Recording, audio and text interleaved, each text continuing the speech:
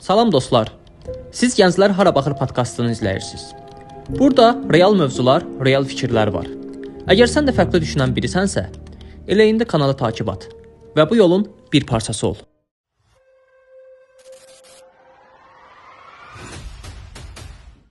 Salam dəyərli izləyicilər. Siz Gənclər Hara Baxır podkastını izləyirsiniz. Bu gün çox dəyərli bir qonağımız var.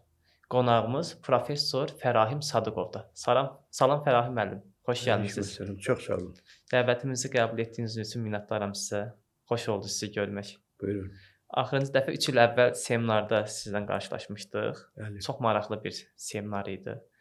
Hətta orada olan çıxışınız çox yadda qalan oldu. Sosial mediada yayılmışdı. Hər kəs xoş sözlərini sizə yazırdı yorumlarda. İstəyirəm bu gün sizlə muğam və tərbiyə haqqında danışaq. Muğam insana necə tərbiyə verir? Bunları istəyirəm sizdən eşidək. Buyurun. Demək, muğam sözünün etimoloji mənasını, hətta məna çalarlarını bir sıra tədqiqatçılar yozurlar, təhlil edirlər, mənalarını açıqlayırlar. Variantlar çoxdur. Ən çox variant muğamın etimoloji mənasını məqam söz üstündə dayanırlar. Əslində elə Azərbaycan muğam ifaçıları, muğam tədqiqatçıları ilə yanaşı, şərq ölkələrinin tədqiqatçıları, muğam ifaçıları da muğamın məqam xüsusiyyətinə üstünlük verirlər. Çünki muğam iki məqamda insanların köməyinə gəlir. Şad-xürrəm məqamda şadlanır, ləzzət alır, estetik bədii zövqə yiyələnir və bəzən görürsən ki, elə mərsiyələr, məthiyələr, qissələr vasitəsilə muğam ifa olanda insan müəyyən qədər, belə deyək ki, hardasa o qüssədən, qəmdən, kədərdən bir qədər uzaq olur. Məsələn, belə deyək ki, mərsiyələr düzdür müqəddəslərə həsr olunsa da, mərsiyələrin tərbiyəvi tərəfi çoxdur. Hətta Üzeyir Hacıbəyov Cənub bölgəsinə gəlib, o mərsiyələrə qulaq asıbdı, xüsusilə məhərrəmlik məqamlarında, vaxtlarında. Oradan bəzi melodiyalar götürüb operalarını gətiribdi. Məsələn, Leyli Məcnun poemasında elə bir, deməli, Leylinin yeri var da, oxumaq yeri, vokal yeri var. Ata-ana eşqin həvası, məni məcnun edəcəkdir. Bunu Cənub bölgəsində, deməli, məhərrəmlik məclislərində o mərsiyə oxuyanların dilindən eşidib, onu götürüb operada istifadə edib.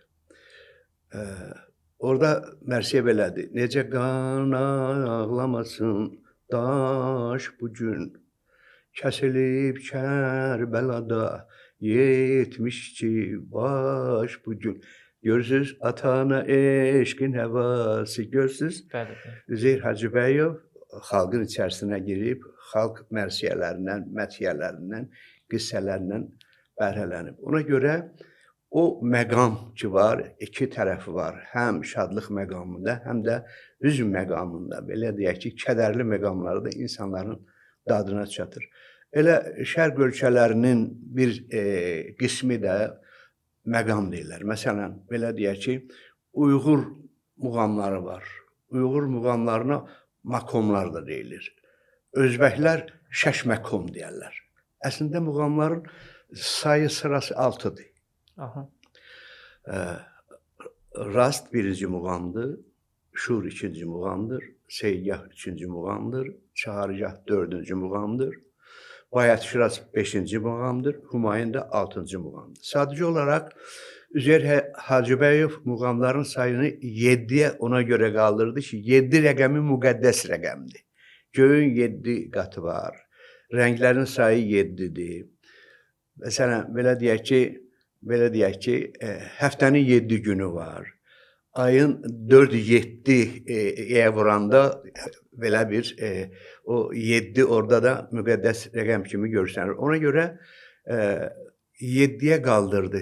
Hümayun əslində Hümayun ikinci hissəsi Şüştərdir. Şüştərin də tərkib və s. O Hümayundakı şövəni, Şüştəri 7-ci muğam kimi gətirdi. Şüştəri maye elədilər, tərkib elədilər və s. və əlaxır Şüştəri də ayrıca muğam kimi oxuyurlar. Ümumiyyətlə, muğamlar həmişə tərbiyənin estetik tərbiyə tərəfinə şamil olunubdur. Muğamlar estetik bədii zövqü formalaşdırır. Əslində, muğamları estetik bədii zövqü formalaşdıran tərəf kimi məhdudlaşdırmaq olmaz. Bu mənim şəxsi fikrimdir.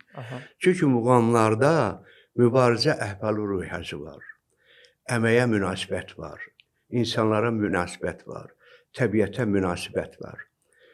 Məsələn, belə bir şeir forması var Əjdər Fərzəlinin. Elə sehirlisən sevdalar kimi, sirlisən ən sirli dünyalar kimi.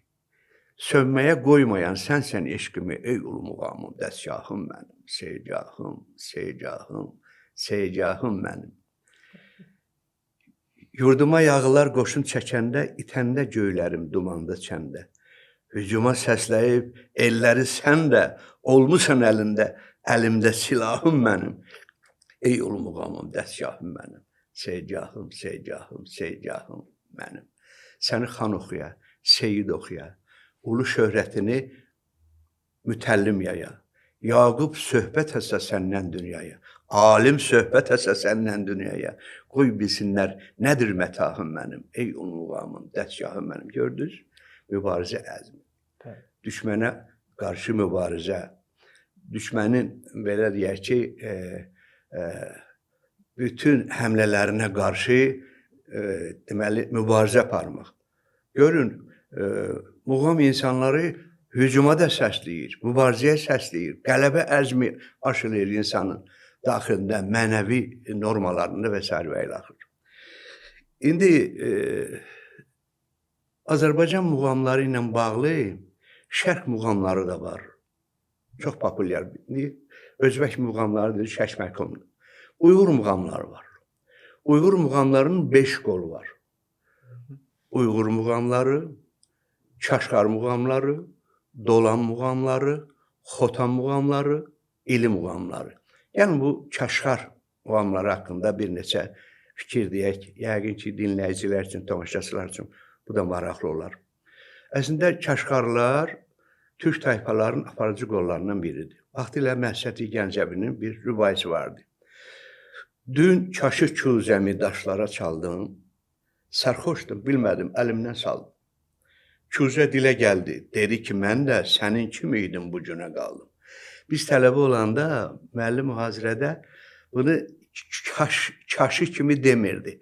Çünki biz o vaxtı Rusiyanın tərkibində idik, Rusların Türklərə münasibəti məlum idi. Yəni o vaxtı istər Çar dövründə, hakimiyyət dövründə, istər Sovet hökumət dövründə. Ona görə müəllim bizə onu dün küzəmi daşlara çaldı. Elə bir məna alınmır axı, dün küzəmi daşlara çaldı. Dün çaşı küzəmi daşlara çaldım. Sərxoş idim, bilmədim, əlimdən saldım. Küzə dilə gəldi, dedi ki, mən də sənin kimi idim, bu günə qaldım. Demək, burada fəlsəfi məqamlar var. Deməli, ancaq burada etik, əxlaqi normalar daha qabarıqdır. İnsana münasibətidir. Çünki düzdür, indi bu tərki dünyalıq deyil. Mənə gəlir ki, burada Məhsəti Gəncəvi tərki dünyalığa varmaz. Mənim öz fikrimə görə insanın insana münasibətidir. İnsan gərək ədəbli olsun. Tutaq ki, əvvəla sərxoş olmasın. Spirtli içkilərə qarşı mübarizə tərəfidir, mübarizə formasıdır. Dün kaşı küzəmi, daşlar saldın, sərxoş edim, bilmədim, əlimdən saldım. Sərxoş adam küzəni gəlir, bulaqda dolduranda o əsəbiləşir, vurur, o küzəni sındırır. Küzə də deyir ki, axı, mən də sənin kimi insan olmuşam, qovuşmuşam torpağa, bu torpaqdan da küzəni düzəldiblər. Nə maraq. Bu, Məhsəti Gəncəvinin insanın insana olan münasibəti, onun məntiqi mahiyyətində həmin dediyim o tərki dünyalıqdan uzaq olan tərbiyə elementləri var. Uyğur muğamları ilə yanaşı ili muğamlarının Uyğurlar da bizim kimi rast, şur, seygah, çahargah belə adlandırırlar. Amma ililər muğamatı adlandırmırlar. Onlar rəqəmlərlə deyirlər. Məsələn, deyirlər, rasta deyirlər birinci muğam, şura deyirlər ikinci muğam, seygaha deyirlər üçüncü muğam, çahargah onlar üçün dördüncü muğamdır. Bayat Şiraz beşinci belə adlandırırlar. Onların muğamları Azərbaycan muğamlarına çox yaxındır. Məsələn, onlar muğam oxuyanda, rastı oxuyanda adama elə gəlir ki, bu hardasa Azərbaycan muğamlarının sədalarını, Azərbaycan muğamlarının ayrı-ayrı tərəflərini, komponentlərini öyrənib təqdim edir. Və muğamların iki tərəfi var. Birinci tərəfi şübhəsiz söz tərəfidir. Söz tərəfində kimlər var? Nizami Gəncəvi, Məhəmməd Füzuli, Əliağa Vahid, tutaq ki, Əsər Təbrizi, Xətib Təbrizi, Marağa Lövhədi, Kişvəri, Süruri, Beyləqani və s. bu kimi klassiklərimizin qəzəlləri. O qəzəllərin tərbiyəvi tərəfləri ilə o muğamın melodiyasındakı tərbiyəvi tərəflər vəhdətdə olub, insanın demək olar hər tərəfli inkişafını təmin edir. Məsələn, muğamlar klassiklərimizin hər biri tərəfindən yüksək səviyyədə təqdir olunubdur. Amma onların içərisində Nizaminin, Füzulinin muğama münasibəti tamamilə fərqlidir. Məsələn, Nizami Gəncəvi Xosrov və Şirin poemasında Xosrov üçün bir şadlıq mərasimini təsvir edir. O mərasimə iki muğam ifaçısı dəvət olunur. Birinin adı Barbətdir, ikincisi adı İkilsadır. Bunlar 100 bildikləri muğam şöbə və güşələrin 30'unu təqdim edirlər. Biri muğamın bir şöbəsini təqdim edirsə, o birisi ikinci şöbəsini. Demək olar ki, yarışırlar. Nizami bunları yarışdıra muğam haqqında. Məsələn, muğamların şöbə güşələri, məsələn, orada var Gəncigav, Gənci Süxtə, Gənci Bədavərd. Gəncə sözü də var dövlət deməkdir. Gənci Bədavərd, bad yel. Deyir ki, yellə gələn xəzinə. Muğamı xəzinə adlandırırlar, fikir verir. Yerin altından çıxan xəzinə, havanın yelin gətirdiyi xəzinə. Nizami Gəncəvi Xosrov və Şirin poemasında, istər Barbətin, istər İkilsanın timsalında həm muğam ilə ifa olunan çalğı alətlərimizi təqdir edirlər, həm də muğamlarımızın şöbə və güşələrini təqdir edirlər. Bax, bayaq saydığım şöbə güşələr bu günə qədər gəlib, çatıb bizə, elə müğənnilərimiz də həmin güşələri, o nəfəsləri, elementləri bizə təqdim edirlər. Deməli, dedi ki, muğamlarda elə tərəflər var ki, qəzəl vasitəsilə çatdırılır, amma elə tərəflər var ki, sərbəst şeirlə də çatdıra bilərsən. Məsələn, bayaqları o Seygahım, deyək ki, şeirini dedim, Əjdər Fərizəlinin. Seygah muğamını oxuyanda elə bu Seygahım, Seygahım mənim misraların canlandırma olar, daha yaxşı təsir, dinamik təsirə malik olar. İnsanlar Seygahı daha çox sevərlər. Çünki Seygahın təqdimatında Seygahın özünün təqdir olunma mahiyyəti məzmunu var. Məsələn, Azərbaycan şeiriyyətində formalar çoxdur. Elə formalar var ki, məsələn, mən ölsəm sən büyütdüyü şəngül sirahı eyləmə bülbül. Nə gülü gülü gülü gülü badə, nə badə badə əhmər. Şairin gücünə bax ki. Deyir, mən ölsəm, sən qəbrimin üstündə gəlib, xristianlar kimi butulkanı götürüb, qurt. O qurt var ha. Hı hı. Mən ölsəm, sən böyütün şəngül sürahı, eyləmə qul. Onu şeiriyyətə gətirib. Şairin sən gücünə bax. Bəli. Onun imkanlarına bax. İndi bizim Borçalı şairlərindən birisinin bir poetik nümunəsinə baxaq. Aha. Şeiriyyət bir dənə xəyal sözündən yaranıb. Nadir şeir formasına bax. Azərbaycan xalqının, Azərbaycan şairinin yaratdığı çox nadir şeir formasına bax. Bir sözdən bütün qəzəl tərtib olunur. Hı hı. Xəyal sözündən. Xəyalının xəyalını xəyal ilə xəyal etməz xəyal əhli. Bu beytin birinci misrasıdır. Xəyalının xəyalını xəyal etsə xəyal olar xəyal əhli. Bu ikinci misrasıdır. Təsəvvür eləyin ki, poetik sirləri Azərbaycan şeirinin o qədər çoxdur ki, bunların hamısını muğam vasitəsilə əgər biz dinləyiciyə, tamaşaçıya təqdim eləsək, görün onun estetik təsir gücü, onun dinamik təsir gücü hansı səviyyədə olar. Ona görə muğamlarımıza belə yanaşmaq lazımdır. Belə yanaşmaq üçün də muğamları tələb olunan səviyyədə oxumaq lazımdır. Aşıq sənəti də sanki bu qəbildəndir, eləmi? İndi aşıq sənəti ilə bağlı deyəcəm. O hansı səviyyədə oxumaq lazımdır, Aha. onunla əlaqədar fikrimi demək istəyirəm. Buyurun, buyurun. Deməli dedik ki, muğamı tələb olunan səviyyədə oxumaq lazımdır. Tələb olunan səviyyədə oxumayanda dinləyici də, tamaşaçı da və muğam sevərlər də narahat olurlar. Və bu zaman muğama münasibət də dəyişə bilər. Məsələn, belə bir poetik nümunə düşdü yadıma, deyir ki, bu oxuyan kimdir axı? Səsi də yoxdur, oxuyur. Xəbəri yoxdur, qar yağır, hava sazaqdır, oxuyur. Kimdir, kimin qardaşıdır? Bəlkə qəribdir, naşıdır, bəlkə kefi lap yaxşıdır, özü sərxoşdur, oxuyur. Bəlkə də lap dəlidir, dəli, aləmdən yoxdur xəbəri. Bəlkə lap çoxdandır bəri, özü də yoxdur, oxuyur. Ramiz Rövşən. Nə gözəl misralardır. Nə gözəl məntiqi mühakimə, nə gözəl məntiqi yanaşma. Muğamı muğam kimi oxumağı təqdir eləyən poetik nümunədir. Muğamı muğam kimi oxumayanda onun estetik təsir gücü də azalır. Ona görə bizim şairin muğamı muğam kimi oxumağa münasib olan bir poetik nümunə yaratmasını mən alqışlayıram. Ona təşəkkürümü bildirirəm.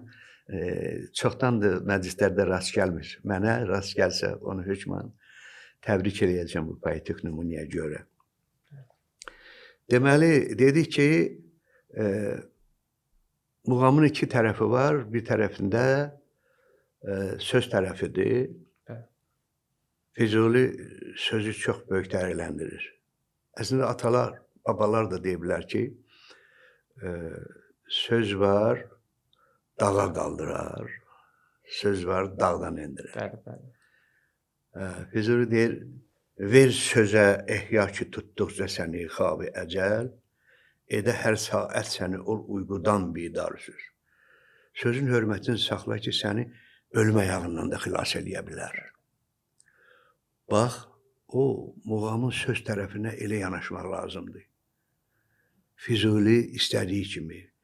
Fərahim müəllim, sizcə kamil insan kimdir? Əslində bu sualın çox ətraflı cavabı var. Bəli, Yəni o ətraflı cavabı versək, bir verişə sığmayacaq onun həcmi. bəli.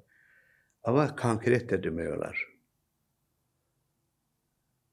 Bunun üçün Nəsrəddin Tusinin Əxlaq-ı Nasiri əsərinə diqqət eləmək lazım. Vərəqləmək lazımdır onu. Nəsrəddin Tusi Əxlaq-ı Nasiri əsərində deyir ki, insanın hörməti, izzəti, şəxsiyyətinin formalaşması onun mənəviyyat bütövlüyündən asılıdır. Bəli. Şəxsiyyətin formalaşmasına təsir edən iki amili irəli çəkir. Deməli, biri nikbin hisslərdir, biri bədmin hisslərdir. Əgər bir poetik nümunədə bədmin hisslər varsa, insan kədərlənir, nikbin hisslər varsa, insan demək olar ki, həyata bağlanır, yaşayır özü üçün, daha böyük işlər görməyə özünü kökləyir və s. və ilaxır. Nəsrəddin Tusinin Əxlaq-ı Nasiridə irəli sürdüyü əsas ideyalardan biri, əgər insanın daxilində əxlaqi normalar kifayət qədər formalaşıbsa, o kamil insan. Konkret olaraq, insanın əxlaqının saflaşdırılması, əxlaqının saflaşması, əxlaqının formalaşması cəmiyyətin tələblərinə uyğundursa, cəmiyyət o formalaşmış əxlaqı qəbul edirsə, həmin insan elə kamil insandır. Mən belə başa düşürəm. Bəs insan özünü tərbiyə eləməyə hardan başlamalıdır sizcə?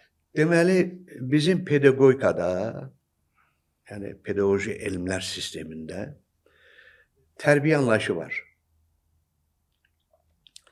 Və onun müxtəlif tərifləri də var. Bizim mərhum professorlardan biri, Professor Nurəddin Kazımov, davranışla əlaqədar olan mənəvi keyfiyyətlərin adamlarda məqsəd yönlü planlı mütəşəkkil formalaşdırılması tərbiyədir. Fikir verdi. Gör, tərbiyənin neçə komponenti var? Davranışla əlaqədardır. Davranışla əlaqədar olan mənəvi keyfiyyətlərin adamlarda məqsəd yönlü, planlı və mütəşəkkil olaraq formalaşdırılması tərbiyədir. Əslində, sözün etimologiyasına da baxaq. Tərbiyə. Etimoloji tərəfləri, iki tərəf var. Biri tər sözüdür, ikinci tərəfində biyyətdir. Tərbiyyət, yəni kiçik yaşlarından onu cəmiyyətin qanunlarına, qanun uyğunluqlarına uyğun olaraq formalaşdırmaq. Tərbiyənin etimoloji mənasında bu çalarlar var. Ona görə, bir insan öz dövrünün bütün amillərini, bütün cəmiyyətin bütün tələblərini, cəmiyyət üzvlərinə olan münasibətini o əxlaqi keyfiyyətlər baxımından formalaşdıra bilirsə, bu mənə gəlir ki, ən kamil adım. Bəs təhsilin necə? Bunda rolun varmı kamillikdə, tərbiyədə? Hə. İndi təsəvvür eləyək ki, şəxsiyyətin formalaşması, insanın kamilləşməsi birinci onun təhsil etmə prosesidir. Ailədən başlayır. Deməli, pedaqoji proses deyəndə biz ümumiyyətlə pedaqogikada təlim, tərbiyə, təhsil. Bu üç komponentdir. Nurəddin Kazımov pedaqoji prosesi də əlavə edir ora. Amma təlim, tərbiyə, təhsilin vəhdətindən insan şəxsiyyəti formalaşır. Əgər təlim alırsa, ayrı fənlərin, tutaq ki, humanitar fənləri qavrayırsa, dəqiq elmlərdən fənləri qavrayırsa, belə deyək ki, əmək tərbiyəsi ilə bağlı, ideya siyasi tərbiyə ilə bağlı müəyyən biliklər əldə eləyirsə, onun şəxsiyyəti formalaşır, o kamilləşir. O dövrümüzün ən kamil şəxsiyyətlərindən biri olur. Ona görə mən elə güman edirəm ki, bu günlərin şəxsiyyətin formalaşmasına təsir edən amillərə də diqqət eləməlidir. Onlardan birincisi irsiyyət amilidir. Bəs kamillik necə? Kamillik insanın irsi keyfiyyətlərinin birincisidir. İrsi onun əcdadından gəlir. Bax, baba, ata, oğul, nəvə, nəticə, kötücə, ticə. Bu 7 xəttdir. İnsanın irsi keyfiyyətləri bu 7 xəttə gedir, sonuncuda itir, sonuncu iticədir. O, deməli, babadan atıya, oradan oğula, oradan nəviyə, oradan nəticəyə, oradan kötücəyə, oradan ticəyə. Şəxsiyyəti formalaşdıran bu irsiyyət amili. İkinci mühit amilidir. Üçüncüsü tərbiyə amilidir, bax. Ailədən başlayır. Əgər ailədə valideynlərin tərbiyəsində nümunəvi elementlər varsa, əgər ailədə valideynlərin hər birində tərbiyəvi yanaşmalar, nümunəvi, örnək tərbiyə nümunələri varsa, o ailədə uşaqların şəxsiyyət kimi formalaşdırılması əmələ gələcək. Və həmin insan cəmiyyət üçün bir şəxsiyyət olacaq, formalaşacaq. Mən belə cavab verərdim. Bilik sizcə məsuliyyəti artırırmı, təsir edirmi məsuliyyətə? Deməli, əslində tərbiyəlilik özü məsuliyyətlilik deməkdir. Məsuliyyət hissi nədir? Məsuliyyət hissi hardan qaynaqlanır? İnsanın tərbiyəsindən. Əgər bayaq dediyim kimi, insanın irsi əlaməti kimi tərbiyəvi elementləri, tərbiyəvi xüsusiyyətləri, tərbiyəvi keyfiyyətləri varsa, onun təsiri, dinamikası ailəyə, ətraf mühitə, cəmiyyətə də gəlib öz belə deyək, faydasını verəcək, öz örnəklərini orada hopduracaqdır. Bir cəmiyyət üçün ən təhlükəli cəhalət nə olar sizcə? Əslində elə cavab var sizin bu sualınızın içində. Cəmiyyət üçün ən təhlükəli element tərəf cahillikdir. Cahillik. Sizin sualınızın ikinci tərəfindəki o cahillik, o cəmiyyət üçün ən təhlükəli detaldır, elementdir. Ən təhlükəli tərəfdir. Cahillik nədir? Cahillik odur ki, belə deyək ki, hər bir cəmiyyətin ayrı-ayrı tələbləri ilə bağlı olan istiqamətləri qəbul eləməmək. Biz Azərbaycanda tutaq ki, birinci olaraq İslam dəyərlərinə istinad eləyərək fəaliyyət göstəririk. Evdən çıxanda Allah Məhəmməd ya Ali deyirik. Və yaxud bir işi görəndə Bismillah deyirik. Yəni Allahın köməyini istəyirik. Allaha bağlı oluruq. Deməli, bunlar fəzilətlərdir. Amma ikinci tərəfində deyilənlər rəzilətlərdir. Bax, o rəziyyətlərdir cəmiyyətin inkişafına mane olan tərəflər.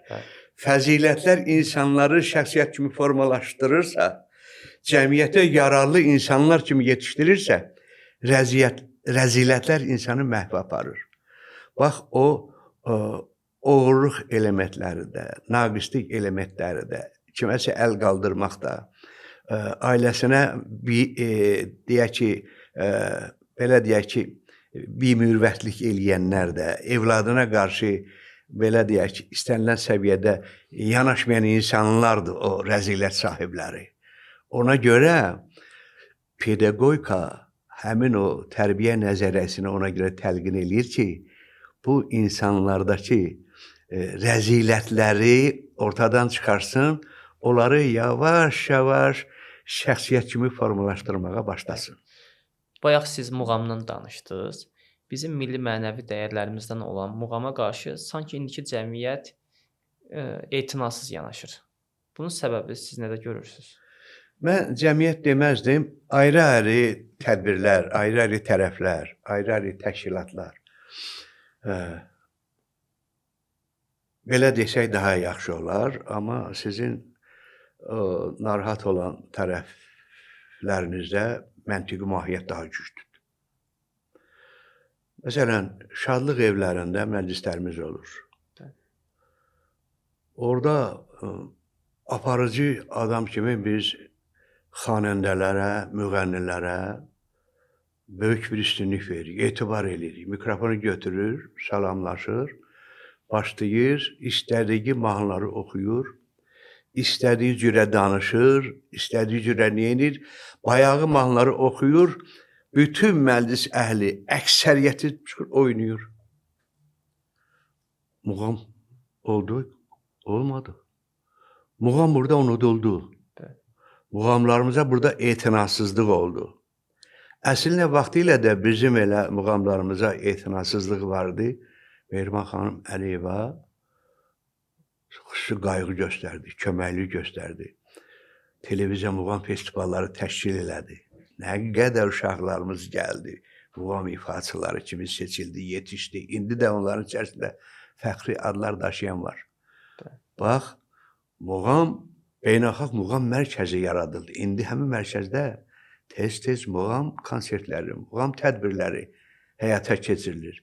Bizə bunlar lazımdır. Mən buradan təşəkkür edirəm Mehriban xanıma.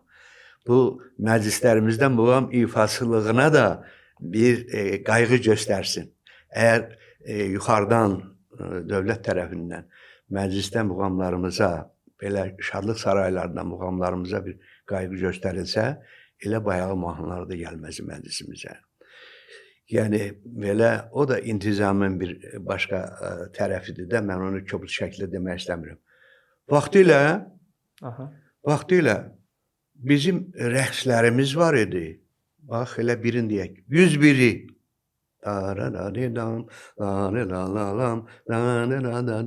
Lirik məzmunlu bir rəqsimizdir. Qocalar, axıllar, gözəl oynayırlar onu. Deməli, 101-i o deməkdir ki, bizim 101 dənə rəqsimiz olubdur.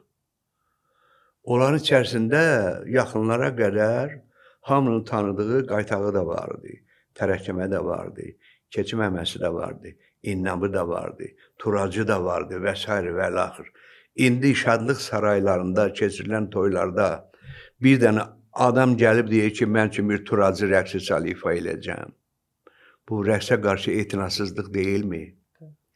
101 rəqsimizin bu saat 10-15-ini sanıya bilmirlər. 1 nömrə rəqsin adıdır, 2 nömrə rəqsin adıdır, 3 nömrə rəqsin adıdır, 4 nömrə rəqsin adıdır, 5 nömrə rəqsin adıdır. Elə buradan çıxış eləyirəm belə rəqs ifaçılarına. Bax, bu 5 nömrə saydımı, onlardan birini ifa eləsin, göndərsinlər bizə, biz onlara təşəkkür eləyək.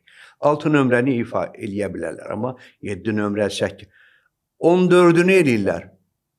14-ünü ermənilər bizdən götürüb, adını da qoyublar Dasinçors. İfa eləyirlər. İndi onların bütün musiqi, mədəniyyəti, insaniyyəti hamısı bizdən götürülməli də, götürüblər, özlərinin malı kimi təqdim eləyirlər. Amma rəqslərimizə bu cür etinasızlıq olmaz. Rəqslərimizin sırası gedib. Belə olsa bizim rəqslərimiz itib batıb gedəcək. Axı rəqslərimiz də milli mədəniyyətimizin, milli mənəvi keyfiyyətlərimiz formalaşdıran ən örnək nümunələrdən biridir. Ən aparıcı nümunələrdəndir. Rəqslərimizə belə etinasızlıq olar. Vaxtilə hər adamın öz rəqsi var idi. Məsələn, mən öz ailəmizdə, belə deyək ki, vaxtilə atamın rəqsi vardı, köhnə Tiflis oynayardı. Anamın rəqsi isə kolxozu rəqsi idi. Kolxozu rəqsi Sovet hökumətinə qədər adı olub Camış bağa girdi. Qoy eşitsinlər rəqs ifaçıları. O Camış bağa girdi, rəqsi əvvəl mahnı olub. Mahnı kimi oxuyurlar. Camış bağa girdi bala, camış bağdan xıdı balam, darararararara. Bu kolxozu rəqsi Camış bağa girdi. Sovet hökuməti bərqərar olandan sonra onun adını kolxozu qoydular. Yəni kolxoz quruluşu gəldi, onu təbliğ eləmək üçün rəqsin adını kolxozu qoydular. İndi elə rəqslərimiz var ki, yer adları ilə bağlıdır. Vaxtilə rəqslərimizin adı yer adları ilə, köçəri. Məsələn, köçəri tayfaları bu rəqslərlə öz estetik mədəniyyətini formalaşdırırlar. Və köçərilər deməli, harda məskunlaşırsa, o məskunlaşdığı yerdə rəqslərə də meydan verilmişlər. Rəqslər də bunların estetik mədəniyyətini formalaşdırır.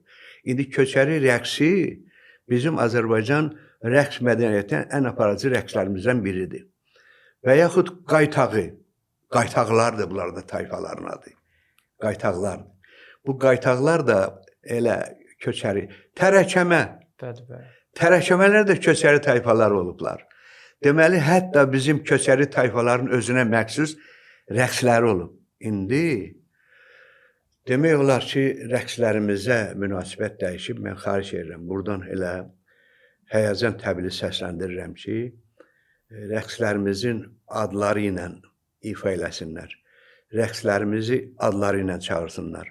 Hərə öz rəqsini öz adı ilə təqdim eləsin.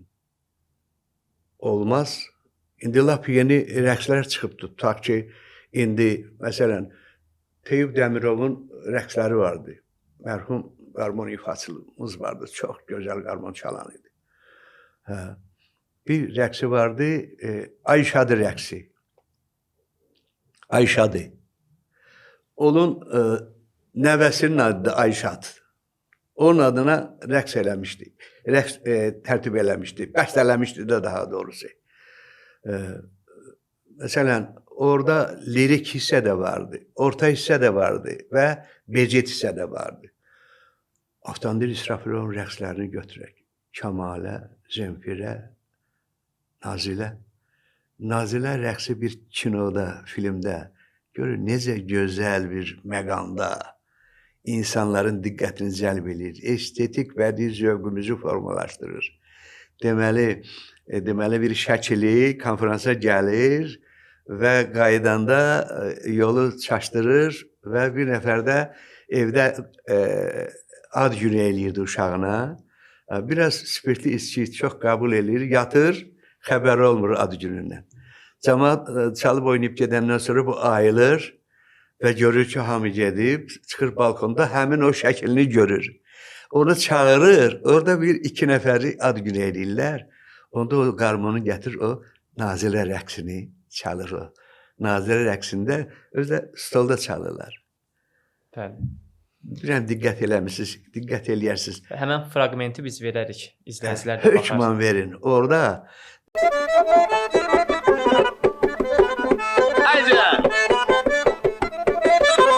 deməli, Nazilə rəqsində bir o kəsmə yerləri var. Deməli, o kəsmə yerlərini zərb aləti ifadə. Orada tabletkanı götürüb, o tabletkada həmin ahəngi səsləndirir. Rejissorun gücüdür. Rejissor bizim məclislərdə rəqsimizə olan münasibətimizi göstərir olar. Rəqsimizə olan məhəbbətimizi özü də Avtandil İsrafilovun bəstələdiyi rəqs xalq tərəfindən necə sevilir və yaxud Zakir Mirzəyevi götürək, əməkdar artistimiz. Bir muğam rəqsi var. Azərbaycan musiqi mədəniyyətinin qızıl fondudur o. Lirik hissədə var, orta hissədə var, becid hissədə var. Deməli, Zakir Mirzəyevin başqa rəqsi, Azəri rəqsi var, tutaq ki.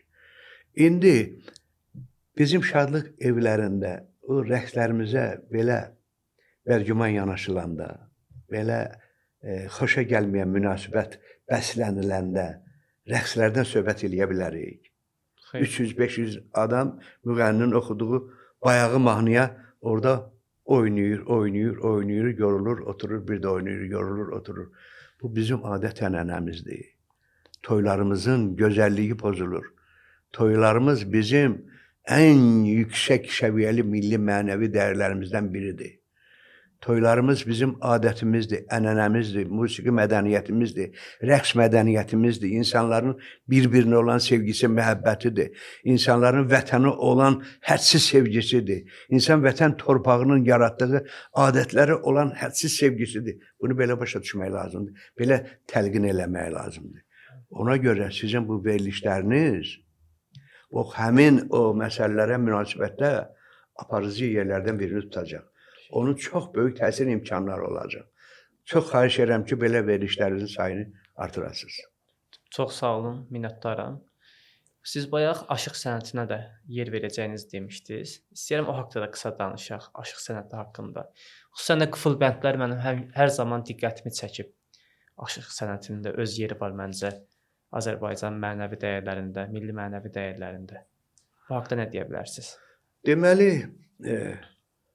aşıq sənəti deyəndə əslində bizim muğam ifaçılığımızın kökü elə aşıq sənətindən də gəlir. Həmçinin aşıq sənətindən gəlir. Birbaşa demək olmaz bu. Düz deyil. Çünki aşıq sənətinin kökündə də lad məqam xüsusiyyəti dayanır. Ümumiyyətlə, bütün dünya musiqisinin kökündə, bünövrəsində, əsasında, təməlində lad məqam xüsusiyyətləri, əlamətləri, keyfiyyətləri dayanır. Lad, məqam, keyfiyyətləri, yəni muğam ha. Fikir verin, Azərbaycan muğamlarının elmi, tarixi kökləri, Azərbaycan muğamlarının estetik dəyərinin dərinliyi, Azərbaycan muğamlarının demək olar ki, bütün dünya səviyyəsində verdiyi təsir gücünün, mahiyyəti nə qədər böyükdür, nə qədər genişdir, nə qədər yüksəkdir. Ona görə muğamlarımıza, belə deyək ki, hökmən yüksək səviyyədə, əxlaqi məzmunda, mənəvi keyfiyyətləri formalaşdırmaq məzmununda yanaşmalıyıq. Bunun başqa izahı ola bilməz. Bəli. İndi aşıq musiqisinə bir qədər münasibət dəyişib. Verilişlərdə də aşıq musiqisindən az istifadə olunur və toylarımıza da aşıq musiqisi demək olar ki, bir qədər, belə deyək ki, nüfuz eləmir. Aşıqları toylara dəvət eləmir. Ola bilər ki, ucqar kənd rayonlarında, toylarda aşıqlar, məsələn, Şirvan aşıqları vaxtilə demək olar ki, bütün Azərbaycan yox, bütün Türk dünyasında yüksək səviyyəli aşıqlar olublar. Aşıq Şakiri götürək. Aşıq Şakirin oxuduğu istər mahnılar, istər muğam üstündə oxuduğu o musiqi nümunələri. Onların biri bənzəri varmı? Şirvan şikəstəsi. Aşıq Şakirin oxuduğu Şirvan şikəstəsini bu günləri demək olar ki, az hallarda görürsən ki, ona bənzədilir. Bizim bir müğənnimiz var, Əvəzxan Xançiyev. O, Aşıq Şakirin istər o kərəmisini, istər onun başqa musiqi nümunələrini yüksək səviyyədə təqdim edir. İstərdi ki, məclislərimizdə aşıq musiqisi səslənsin. İstərdi ki, toylarımızda aşıqların nəğmələri, aşıqlar nədir? Aşıqlar həm rəqqasdırlar, həm vokal imkanları var, müğənnidirlər, həm natiqdirlər, həm nağıl söyləyirlər. Nağıl bilirsiniz nə deməkdir? Hər bir toyda vaxtilə mən Gürcüstanda dostlarımız olub, orada getmişəm, bir neçə toya dəvət ediblər. Bir dənə aşıq sazı ilə. Yüzlərlə adamın iştirak elədiyi məclisi elə gözəl aparır. Denən orada bir dənə səs sınqır var. O nağılı nətər deyir, nətər təlqin eləyir, nətər təqdim eləyir. O nitq mədəniyyəti ilə o nağılın ayrı-ayrı hissələrini, o hadisələrin ayrı-ayrı komponentlərini necə yüksək səviyyədə çatdırır insanlara. Belə aşıqlarımızı demək olar ki, o necə ki muğamlarımıza can verdik, yenə bu aşıq musiqisinə də yenə can verməliyik, qan verməliyik. Bəli. Gənclərdə xüsusən də bu halını alıb artıq bizim muğamları götürüb yeni nəfəs verirlər. Siz onu necə qarşılayırsınız? Muğam toxunulmazdır. Muğama əgər toxunuruqsa, ona elə mənada, elə tərəfdən, elə cəhətdən toxunmalıyıq ki, o muğama yaraşsın. Muğam, belə deyək ki, çirkin şeyləri götürmür. Muğam, milli koloritə uyğun olmayan elementləri, detalları, cizgiləri götürmür, götürməyəcək də. Mən o cavan muğam ifaçılarından xahiş edirəm ki, muğam oxuyanda əgər o gətirdiyin yeni nəfəs, Halim Qasımov kimi tutar ki, belə deyək ki, Qədir Rüstəmov Sona Bülbüllərdə bir muğam oxudu. O muğama elə nəfəslər gətirdi, indiyə qədər hamı o nəfəslərdən istifadə edir. Bunu eləmək lazımdır. Və yaxud Fatma Kəstənin Kəsmək şikəsti, Segah üstə oxuyur. Təsəvvür elə ki, mən o kəsmək şikəstiyə baxanda həmcə gözlərim dolur. O kəsmək şikəstənin bütün tərəflərini Fatma xanım o Segah üstə necə onu təqdim edir? Bax, Muğamın zənginliyi budur. Muğamın sirləri budur. Bunu açmaq lazımdır. O Fatıma Mehrəliyeva necə o kəsmə şikəstədə o Segahın sirlərini açır, təqdim edir. Deyir ki, Segah budur, ay mənim xalqım. İnsanları yandıran, güldürən, ağladan, onları gələcək həyata istiqamətləndirən, onların həyatını gözəlləşdirən muğam elementləri bunlardır. Bunları qəbul eləmək lazımdır.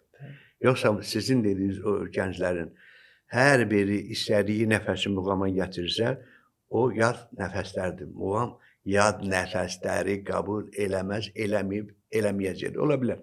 Bugün deyəcək, 3 gün, 5 gün, 10 gün o unudulub gedəcək. Elə şey eləməsinlər. 3 il əvvəl sizin gənclərlə seminarınız olanda siz belə bir ifadə işlətdiniz ki, şeiriyyatda həndəsə.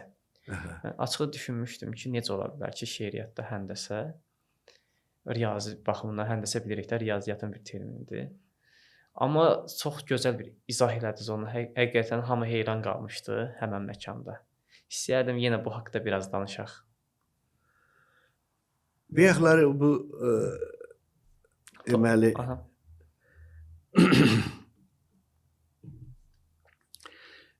deməli bizim şairlərimizdən biri 37-ci ildə repressiya qurbanı olubdur, Sədi Borçalı. Borçalı şairlərindəndir. Bəli.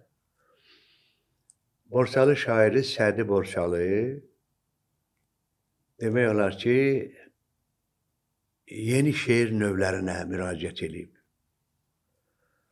Bax, siz deyirsiniz ki, orada sanma şahim hər kəsi sən aşiqanə yar olur. O misralar əvvəl sağdan sola oxundu, sonra da yuxarıdan aşağı oxundu. Bir gözəl qafiyə düzəldi. Deməli, xətti sistem yarandı poeziyada. Burada mən onun yaradıcılığını tədqiq edirəm indi. Onun bir şeirindən bir parçanı deyəcəm. Kim istəyir, əgər bütöv şəkildə istəsə, gəlsin məndən götürsün və bunu biz təqdim eləməliyik. Bir dənə deməli, bəyəxləri ötəri dedim. Xəyal sözündən yaranıb şeiriyyət. Təxminən məndə olan variant 6 bənddən ibarətdir. 6 bənddən ibarət olan bütün şeiriyyət bir dənə sözdən yaranıb. Xəyal sözündən. Xəyalının xəyalını xəyal ilə xəyal etməz xəyalə. Xəyalının xəyalını xəyal ilə xəyal etsə, xəyal olar xəyalə. Bu bütün misralar üzrə gedir. Xəyalını xəyal etmə, xəyal olar xəyal əhli. Xəyalını xəyal etsən, xəyal olar xəyal əhli. Belə gedir şeiriyyət. İndi bu misraların hamısını əgər kim istəyirsə, əlaqə saxlasın, o şeiriyyəti verim, onun üstündə işləsinlər, istər ki, məqalə şəklində, istər çıxışlarında, istər təqdimatda, istər məclislərdə, çünki belə şeirlərimiz, poetik nümunələrimiz çox nadir hallarda yaranır və bunları unudulmağa qoymaq olmaz. Unudulmamalıdır.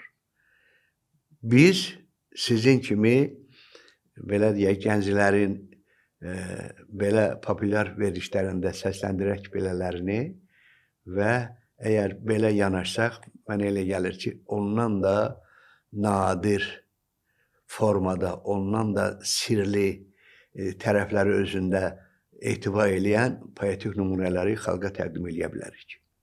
Çox gözəl vurğuladınız, təşəkkür edirəm. Sonda əlavə bir qeydiniz varsa bildirin, yoxsa bir sualım olacaq sizə. Yox, sual verin, sonra qeydimi deyəcəm. İstəyərdim ki, gənclərə bir tövsiyələrinizi də çatdırasınız. Deməli, əslində mənim gənclərə tövsiyəm mənim dərsliklərimdədir. Nə gözəl. Mənim dərs vəsaitlərimdədir. 100-dən artıq kitabım var. 2000-dən artıq elmi məqalələrim var.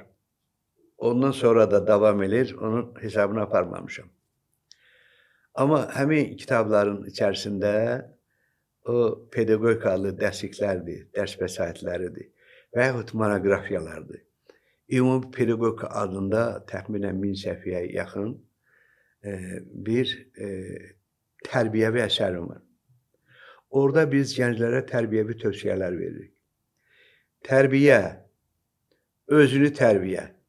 Təsəvvür edin ki, özünü tərbiyələndirmək üçün insan hansı yolu tutmalıdır, hansı yolla getməlidir, hansı əməlin sahibi olmalıdır, hansı işlərlə məşğul olmalıdır.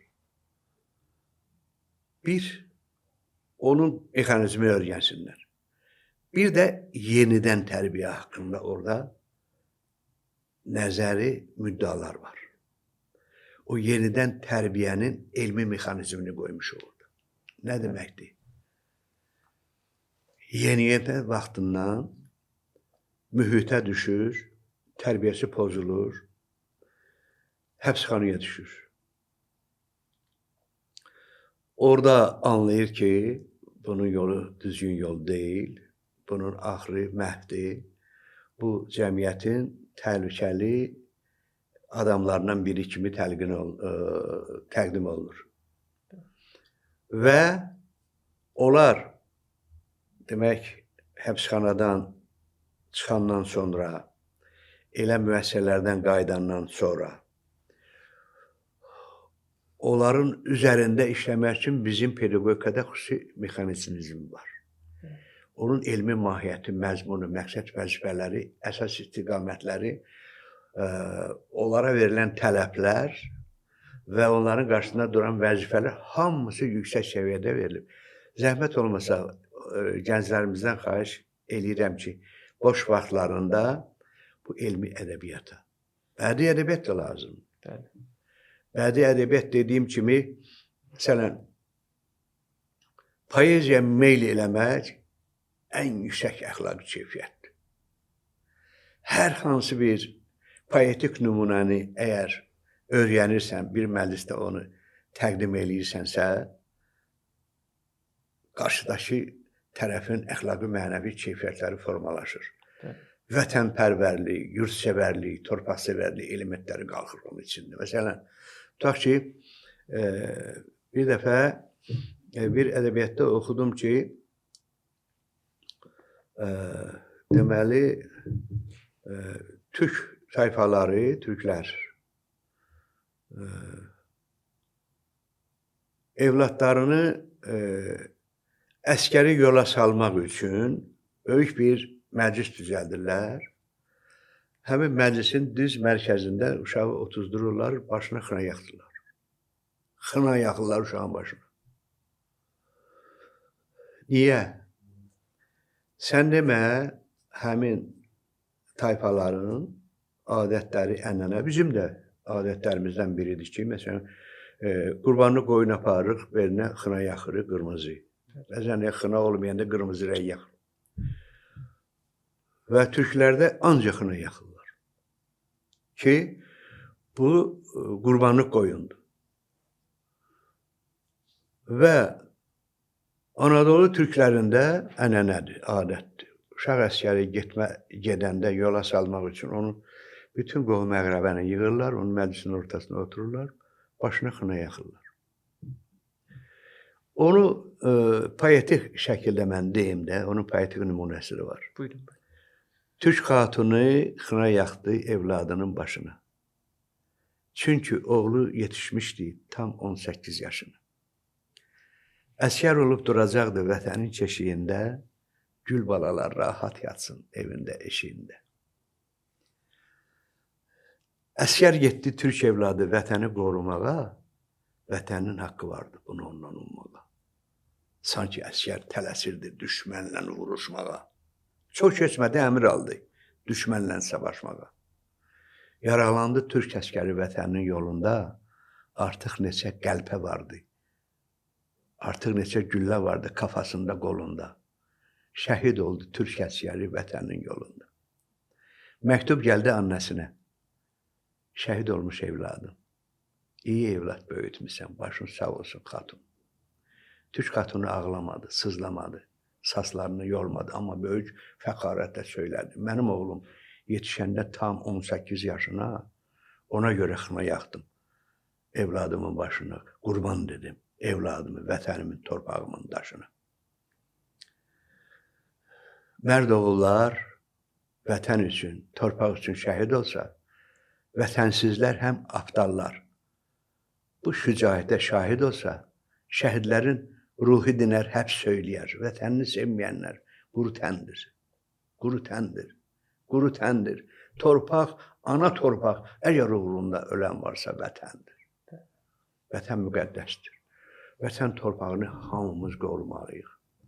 Alim sözü ilə, əsəri ilə, kitabı ilə, şair şeiri ilə, əskər əlindəki silahı ilə, bütün cəmiyyətin ayrı-ayrı təbəqələri vətən uğrunda mübarizə aparmalılar. Vətən. Başqa bir poetik nümunə də yadıma düşdü indi. Buyurun, buyurun. Deməli, 18-ci ildə bu erməni-rus birləşmələri bizim torpaqda xalqımıza qarşı xoşa gəlməz tədbirlər, hadisələr həyata keçirirdilər və türklər gəldilər. 18-ci ildə türklər gəldilər, o hadisələrə qarşı mübarizə apardılar. Demək olar ki, ölkəmizdə olan o düşmən qüvvələrin hamısını sıxışdırdılar, qovdular, rədd elədilər Azərbaycan torpağından. Bu türk əsgərlərinin biri də Şamaxı yolunda, deməli, oradan Şirvanı da, Şamaxını da təmizlədilər, ta Gəncəyə kimi getdilər. O Şamaxı yolunda keçəndə orada şəhid olub. O qədər vuruşlar gedib, o qədər qeyri-adi döyüşlər gedib ki, unudublar ki, bunu dəfn eləsinlər. Və elə tələm-tələsik dəfn ediblər, amma başdaşına heç nə yaza bilməyiblər. O bugünə qədər Şamaxıda Acıdərə çevrəsindəki o qəbristanlıq var. Orada türkün adsız məzarı var. Onu bizim şairlərimizdən biri poema kimi eləyib. Adı da elə Türkün qəbridir.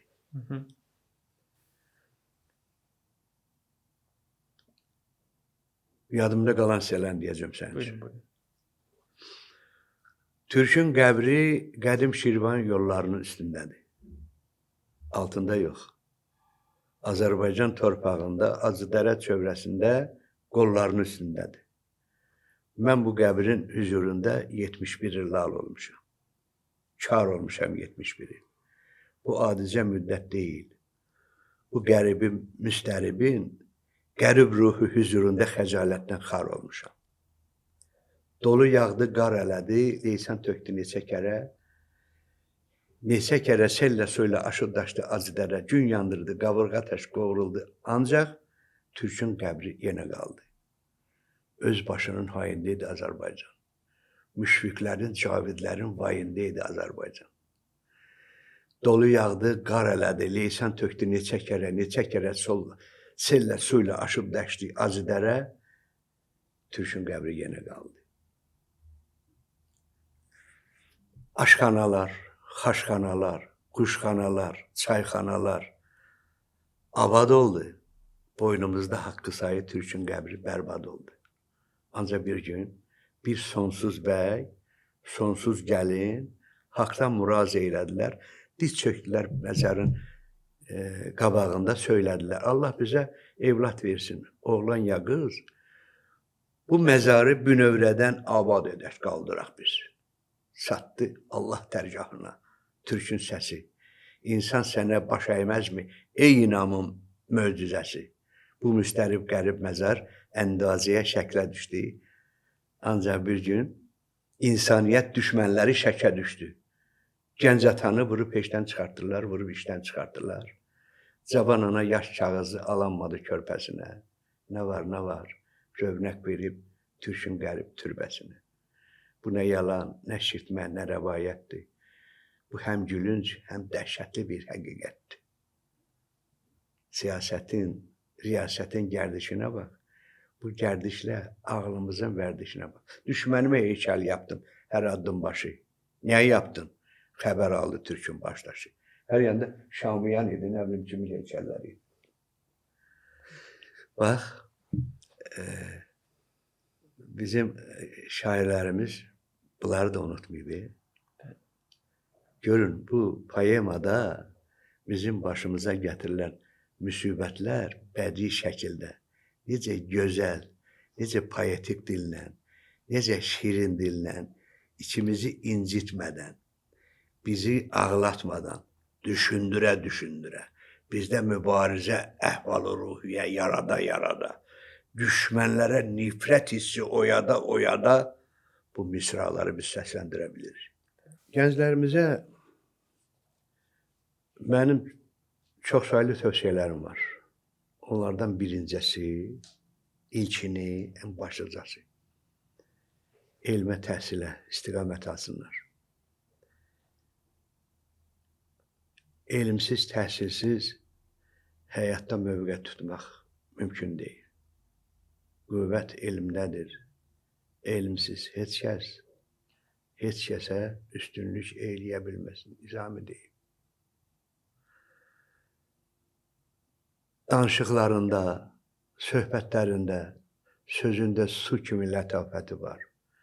Hər sözü az demək daha xoş olar. Bir inci saflığı varsa da suda artıq içiləndə dərd verər o da. Məntiqlə danışsınlar. Öz danışıqları ilə qarşıdakını razı salsınlar. Televiziya verişlərində, radio verişlərində vətənpərvərliyi, xəlqiliyi önə çəksinlər. Azərbaycan elmində iştirak eləsinlər. Elmi kəşflərə yaxınlaşsınlar. Bilirsən niyə kəşfləri deyirəm?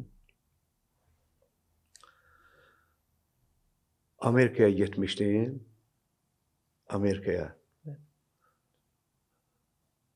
Bizi konferansdan sonra ziyafətə apardılar. Dedilər ki, heç yana getməyin, biz sizi Atlanta akvaryuma aparacağıq. Mən də akvaryum haqqında təsəvvürlərim çoxdur. Deməli, ən böyük akvaryum tutaq ki, Parisdə bir bahalı oteldə bir axşam qaldım. Dedim, qoy bunu da bir özüm görüm. Divarda belə akvaryum vardı, böyük balıqlar üzürdü.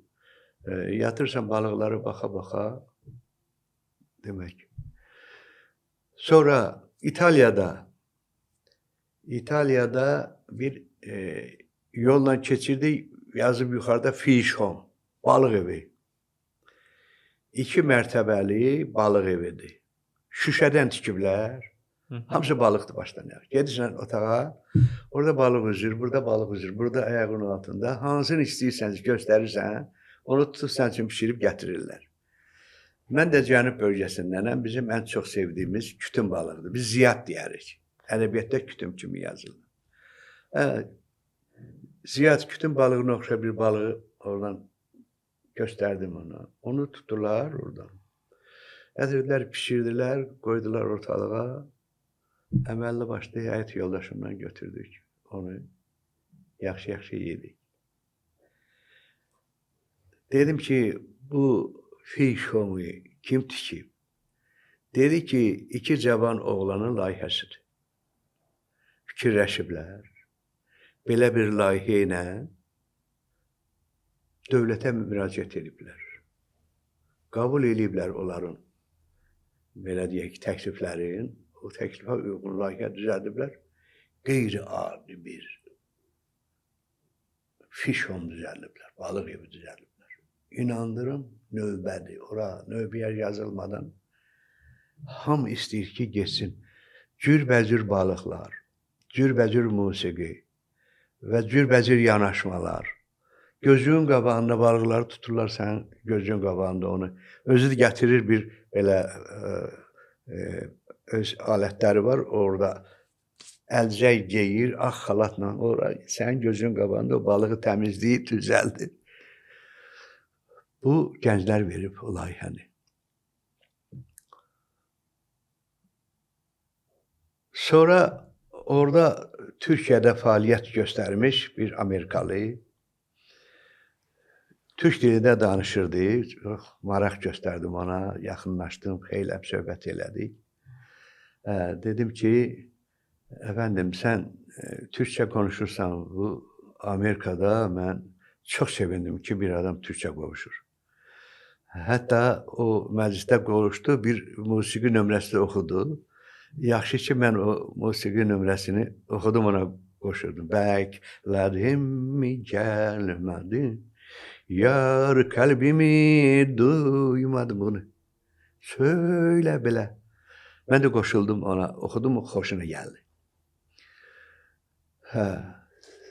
Sabahsı yenə tədbirdə mənə dedi ki, demək, şam yeməyinə getməyəsən, mən sənin yanıma gələcəm, səni aparacam evimə, sən üçün yaxşı süfrə açacam. Belə şərq süfrəsi açacam. Xoşuma gəldi.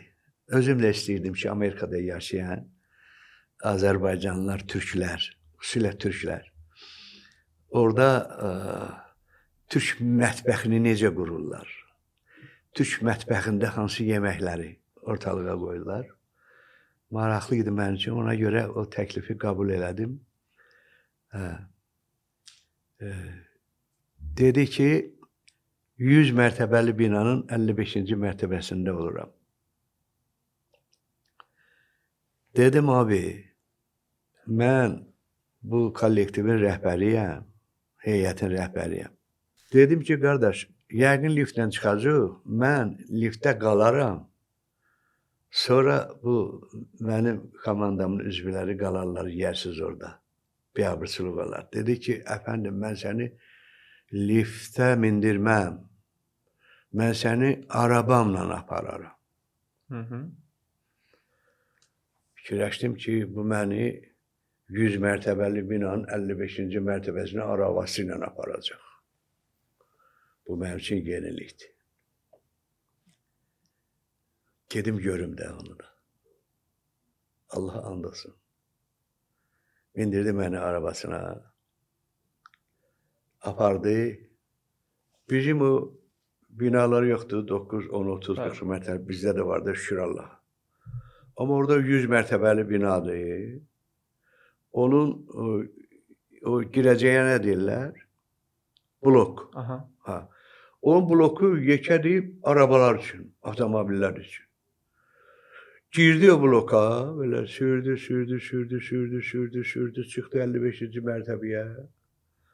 Başını da döndərdi, qurşitini də çıxartdı pəncərələri ki, orada ekoloji mühiti körləməsin. Evdə mənə yaxşı süfrə açdı, amma gözümə heç nə görsənmədi. Elə fikrim qaldı, o 55-ci mərtəbə araba ilə nətər çıxdı. O yadigar qaldı məndə. İndi gənclərimizə tövsiyəm ondan ibarətdir ki, yaxşı oxusunlar. Yaxşı kəşflər eləsinlər. Onların kəşflərindən asılıdır bizim ölkənin gözəlləşməsi. Ölkə rəhbərimiz o gənclər üçün böyük meydan açıbdır. İstər hörmətli prezidentimiz, istər Mehriban xanım. Gənclərin hər tərəfli inkişafı üçün hər cürə tədbirlər edirlər. Hər cürə istiqamət verici tədbirlər var. Tövsiyələr var, təkliflər var, köməklilər var. Əldən tuturlar, qəhmər olurlar, irəli çəkirlər. Ancaq onlar yerə oxusun, o savadın sahibi olsun ki, onlar irəli çəkək. Onlar təhsildən uzaq olsa, onlar lazımi səviyyədə təhsil almasalar, onlar o səviyyədə inkişaf elətdirmək olmaz. Onlar mən istəyən təhsili alsalar, bax elə layihələr düzəldələr, Bizim ölkəmizdə də biz 100 mərtəbəli binaları biz də maşından çıxarıq öz binamıza. Orada da avtomobilimizi saxlayarıq. Səhərdə durub avtomobilimizə minib gələr. Bəli. Çox gözəl vurğulayırsınız. Təşəkkür edirəm. Gəldiniz bu gün. Maraqlı, həm də ki mühüm mövzulara toxunduq. Xoş oldu. İndiyə kimi yadındadır. Bir Yeganə Bunyatova adında 6 yaşlı uşaqdır. Yaxşı səsi var. Bir dənə mahnı bəstələdim onun üçün. Mədinə Gülgünün sözlərinə. Lay lay çalan körpəsinə, la la la la la la la, məhəbbətlə mənim anam, bir sözüm var bugün sənə, la la la la la la, məni dinlə mənim anam, safdır su tək hər niyyətin, sədaqətin, səadətin, düşmüşdü ilə kamanda, daramda. Onu lirik eynəndir. Düşmüşdü ilə daram, düşmüşdü ilə mənim anam. Belə bir gözəl mahnı bəstələdim. Bu uşaq da deməli, anası bunu dünyaya gətirəndə ölübdür. Anası bu uşaq qalıb. Bu bütün masalı da bunu bilirmiş. Bu ana mahnısı ki oxuyub, laylar çalır körpəsinə, məhəbbətlə mənim. Bütün zal hamısı ağlayır. Gördüm ki, bu mahnı nə qədər təsirli oldu. Nə qədər təsirli oldu. Ondan sonra da bir neçə mahnılar bəstələmişəm, qəşəng mahnılar. Nə gözəl. Xeyləm, mənim bəstələrimi Həbib Rəhimov vardı o vaxtı. Həbib Rəhimov. Çox yaxşı müğənni idi. Həm pedaqoji universitetdə oxumuşdu, bir yerdə oxumuşdu, həm də Asəf Zeynalını oxumuşdu. Yaxşı səsi vardı onun. Babası və dayıları yaxşı musikantlar olub, Həbib Rəhimov. Onun üçün də yaxşı mahnılar bəstələmişəm. Amma bu ana mahnısı lap birinci oldu, getdi. Saatlıdan bir Fərhad müəllim var idi. Bir tədbirdə o xoşuna gəldi, onu nota o köçürdü. Fərhad müəllim Saatlıda musiqi məktəbinin rəhbəri idi, direktoru idi. Xoşuna gəldi, o nota köçürdü. Xeyli mahnılarımı oxuyublar. Rafiq Məmmədov. Sonra Rafiq, bilirsiniz kimdir? Elnur Məmmədov var indi. Elnur Məmmədov oxuyan, müğənni. Onun atası da müğənni olub. O da mənim mahnılarımı oxuyur. Belə Elnur da mənim mahnılarımı oxuyur. Bir neçəsini oxuyubdur. Elnur üçün sözlər də çox yazmışam. Keçən il, eniş il. Deməli, Ramazana aid mahnı istədi. Deyir ki, burada deyirlər ki, bəlkə bir Ramazana aid mahnı oxuyacaqsan da, bu gəl toy mahnısı olmasın da. Bu Mahi Ramazanı gərək özündə etibar eləyə bilsin. Bu da gedib bütün bəstəkarların yanına deyiblər, biz belə mahnıları yaza bilmirik, bu ilahiyyatla bağlı olan şeylərdir.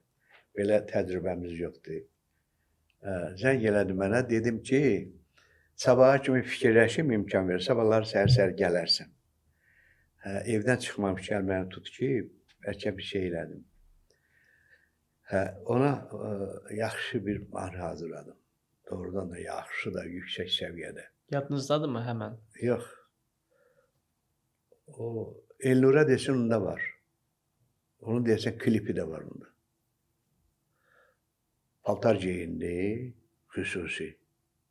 Həzər yedib 2 dəfə. Bu adam evlənib, 11 il uşağı olmayıb, evlad olmayıb. Həzər gedib, 2 dəfə həzər gedib, gəldi, 2 dənə oğul oldu. Birinin adını elə İnam qoyub.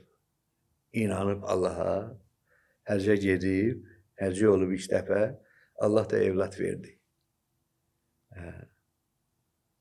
Allah evlat versin, oğlan ya qız. Öyrədən ağladı, çatdı. Dedim. Bir də səsim, müğənni səsi olsa, məsələn, fortepiano olsaydı orada mən mahnılarımın çoxsunu ifa eləyə bilərdim. İndi bu səslə ki, mən oxuyuram, o mahnıya oxşamır. Gözəl deyəndə. O bütün zövqü körlüyüdə səs musiqili deyil, mənim səsim kobuddur. Kobud. Ona görə Aha. mahnı oxuyanda qarşıdakı qıcırlanacaq. Bu nə səsdir oxuyursan.